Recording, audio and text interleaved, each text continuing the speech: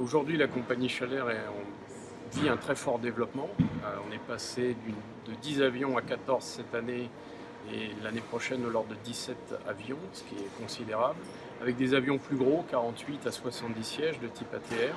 Ce sont des avions plutôt respectueux de l'environnement.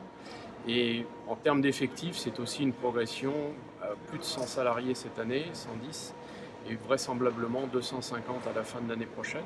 Pourquoi? Parce que nous sommes investis fortement sur le régulier régional et nous connaissons un certain succès d'ouverture de lignes sur ce régulier régional.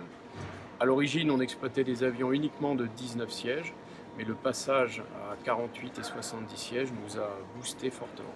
Comment vous faites aujourd'hui pour vous développer alors qu'on voit que d'autres compagnies historiques, Aigle Azur, XL Airways, aujourd'hui mettent la clé sous la porte, les compagnies françaises vont mal? Les compagnies françaises vont mal. Nous-mêmes, on a aujourd'hui, comme toutes les autres compagnies, on vit dans un environnement fiscal en particulier qui n'est pas très favorable. Mais néanmoins, on est sur une niche de marché qu'on essaie de cultiver avec beaucoup de professionnalisme, un très fort investissement, investissement sur le choix des avions, investissement dans la formation et la qualité du personnel, et puis des choix commerciaux qui sont d'aller vers des niches commerciales, c'est-à-dire des liaisons régionales, interrégionales à l'intérieur de la France qui ne sont pas suffisamment rentables et pour intéresser de très grosses compagnies, notamment les low cost étrangères, puisque ce sont elles qui se développent en France au détriment des compagnies françaises. Donc on s'intéresse à des lignes qui ne sont pas rentables pour ces low cost, mais qui aujourd'hui peuvent vivre avec des avions de 50 à 70 sièges.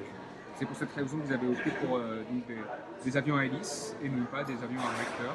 Alors, l'aéronautique, c'est évidemment une industrie de progrès, c'est une industrie aussi éco-responsable et environnementalement très impliquée. On a réduit énormément la consommation des avions. Aujourd'hui, un avion à réaction moderne type Airbus consomme 10 fois moins qu'une Caravelle d'il y a 30 ans. Et les Caravelles se posaient à Limoges, il faut le garder en tête.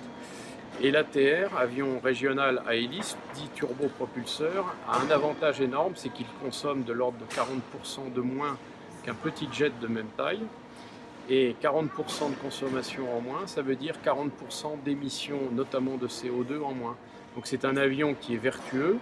Il est certes un petit peu plus lent à cause de ses hélices qu'un avion à réaction de même taille, mais aujourd'hui, est-ce que ça compte de mettre 5 minutes de moins pour rejoindre Orly ou pour rejoindre Lyon? Parce que c'est ça l'enjeu.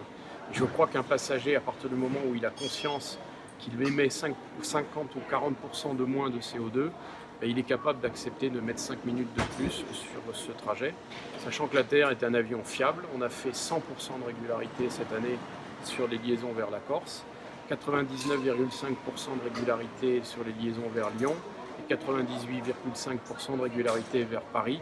Donc c'est un avion qui fonctionne parfaitement.